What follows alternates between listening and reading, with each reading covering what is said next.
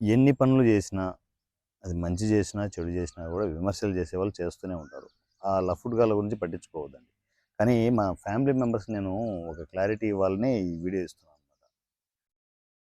ఎక్కడో మారుమూల పల్లెటూరులో అసలు రిమోట్ ఏరియా ఇప్పటికి కూడా సిగ్నల్స్ ఉండవు మా ఏరియాలో.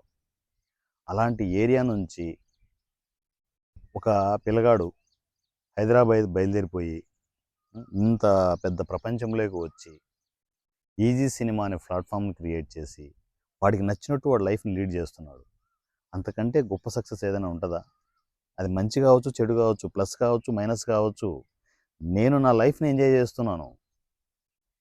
అలాగే అసలు చిన్న చిన్న క్యారెక్టర్లు కూడా దొరకని సినిమా ఇండస్ట్రీలో ఒక పెద్ద ప్లాట్‌ఫార్మ్ క్రియేట్ చేసుకునేసి, తన ప్రపంచాన్ని తను క్రియేట్ చేసుకునేసి 'గండా' అనే సినిమా, దాని తర్వాత 'గుండు బాస్', దాని తర్వాత 'బండ్ల', దాని తర్వాత 'క్రేజీ సీఎం', దాని తర్వాత మీకు టైటిల్ చెప్పని ఇంకో సినిమా. 5 సినిమాలు చేశాడురా వాడు. 5 సినిమాలు. ఈ జీవితానికి సరిపోవా? ఏదో 1, 2 క్యారెక్టర్లు చేయగలిగే కెపాసిటీ ఉండే ఫ్యామిలీ నుంచి వచ్చి, ఇంత పెద్ద ప్రపంచంలో 5 సినిమాలు చేశానురా నేను లీడ్ క్యారెక్టర్స్. సినిమా హిట్టా ఫ్లాప్ పక్కన పెట్టండి. నేను దాని గురించి అసలు చూడనే చూడను. 5 సినిమాలు చేస్తే దేవుడు నాకు అవకాశం ఇచ్చినట్టే లేదా? ఎంత గొప్ప అవకాశం ఇచ్చాడు. ఇది కాకుండా ఎంతోమంది ఆర్టిస్ట్‌లని సినిమా ఇండస్ట్రీకి పరిచయం చేస్తున్నాను నేను. నేను గర్వంగా చెప్పగలను. ఈసీలో నుంచి వెళ్ళిన ఎంతోమంది ఆర్టిస్టులు, టెక్నీషియన్‌లు ప్రతి ప్రొడక్షన్‌లోనూ ఉన్నారు. ఇంక్లూడింగ్ 'దిల్ రాజు' ప్రొడక్షన్‌లోను, 'గీతా ఆర్ట్స్‌లోను' ఇట్లాంటి పెద్ద పెద్ద బ్యానర్‌లో కూడా పనిచేస్తున్నారు.